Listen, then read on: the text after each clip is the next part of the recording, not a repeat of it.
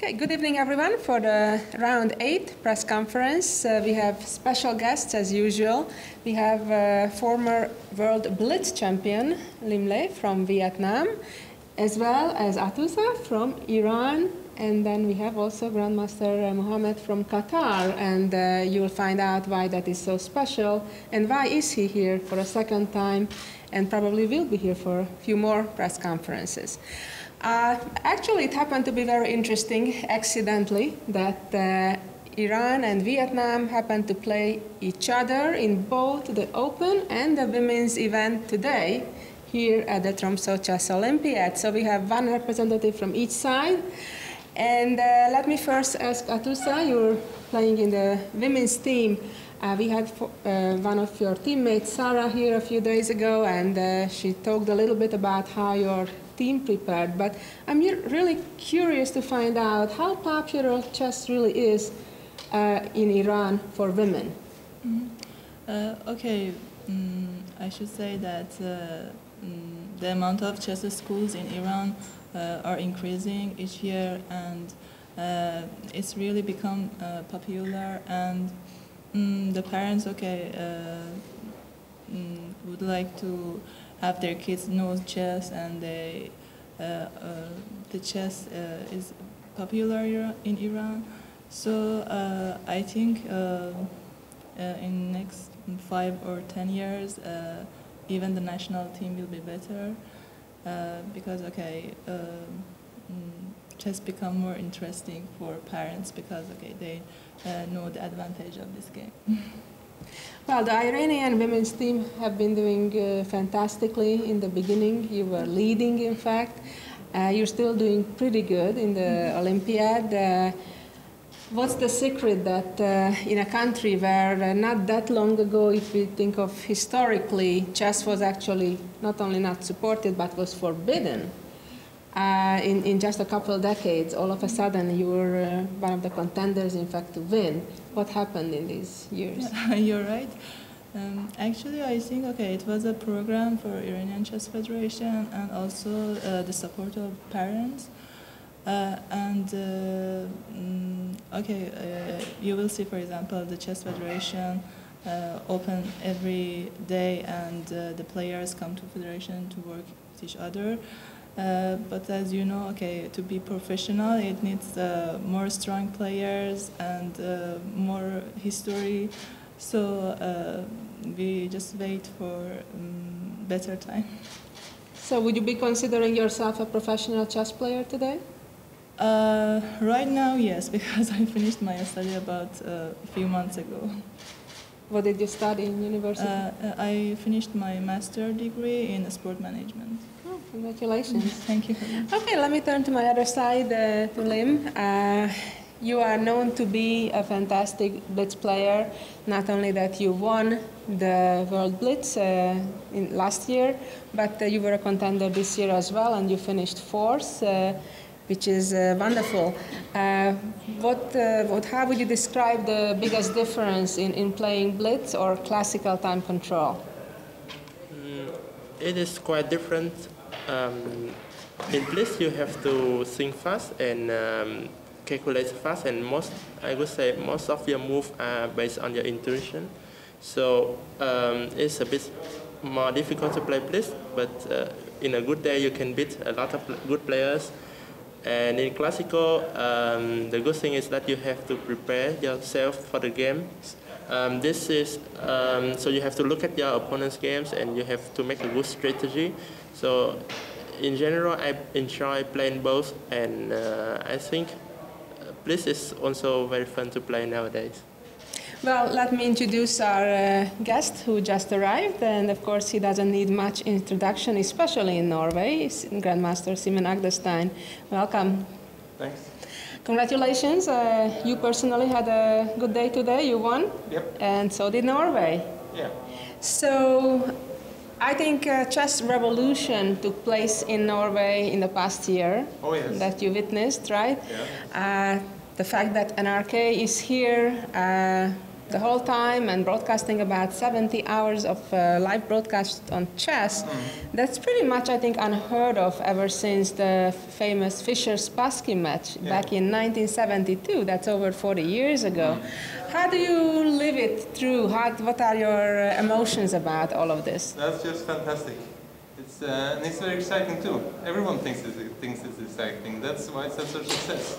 And of course, you have been part of making this happen. You've been running the chess program in a famous school in Oslo, and you were coaching Magnus back in the days, and now you see the fruit of all that work. How did it change your life over the past year? Very much. It's been an adventure right from, well, just following Magnus from he was 10 or 9. That's about 14 years ago. That's been an adventure. And now this is happening, which is, of course, just incredibly fantastic. So it's really a chess boom in Norway now. How was your game today? I won a pawn, and then I think I played okay after that. But there is no such thing as an easy win, so you always have to work. How is it playing on the same team with the reigning world champion and the superstar?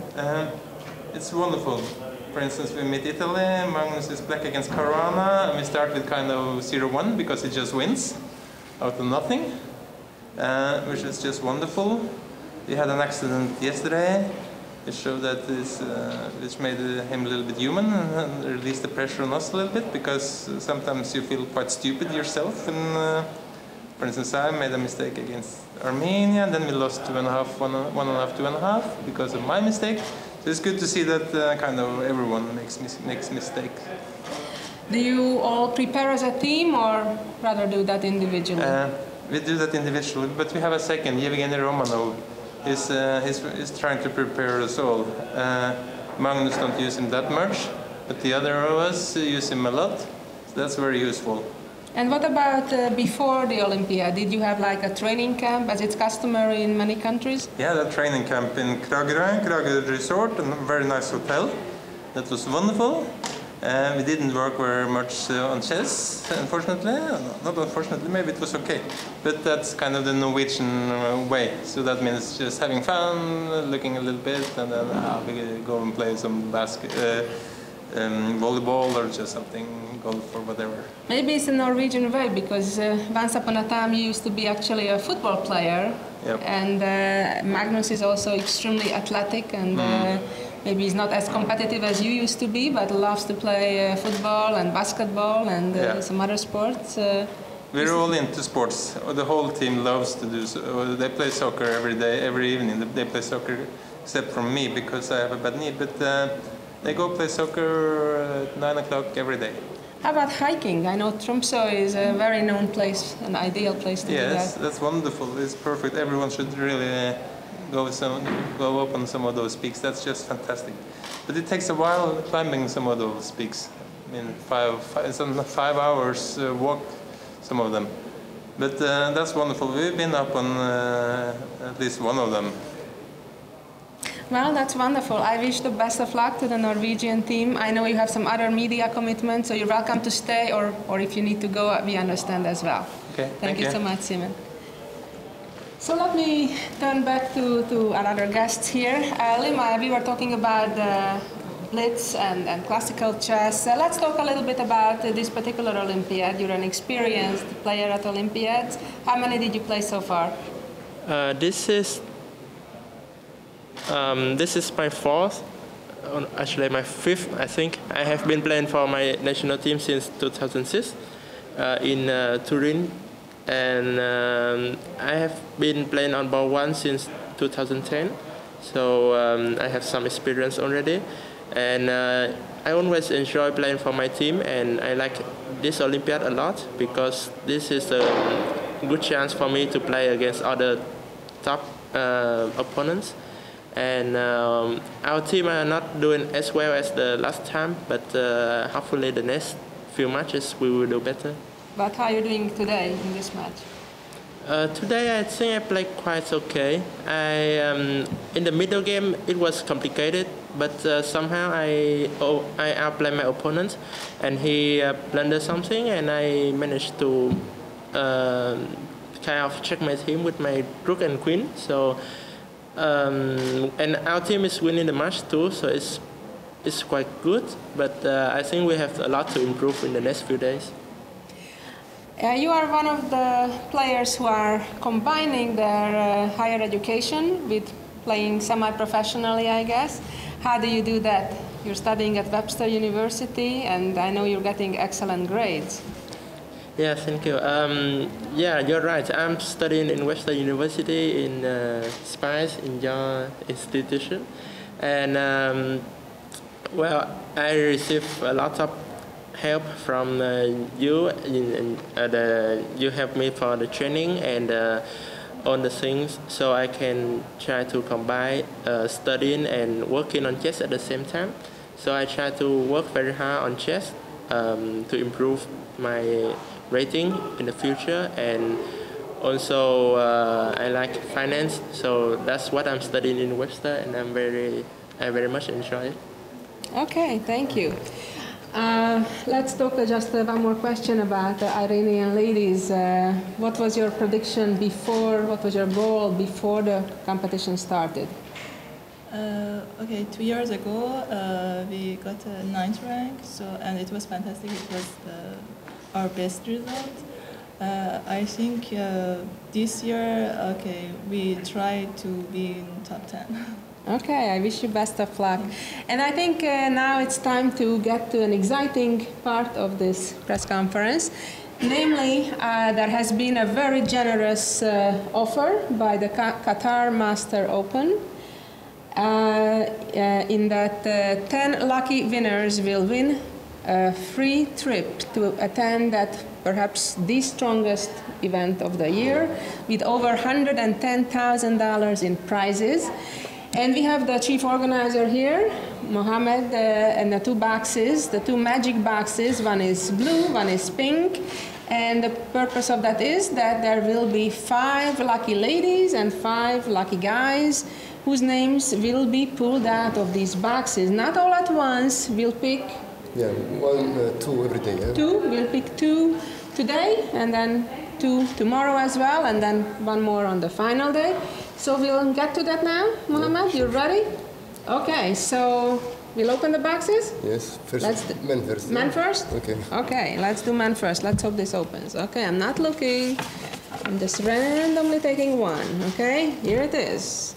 It's John Paul Gomez from the Philippines. Okay. Rated 25-26. Good. Okay, your turn.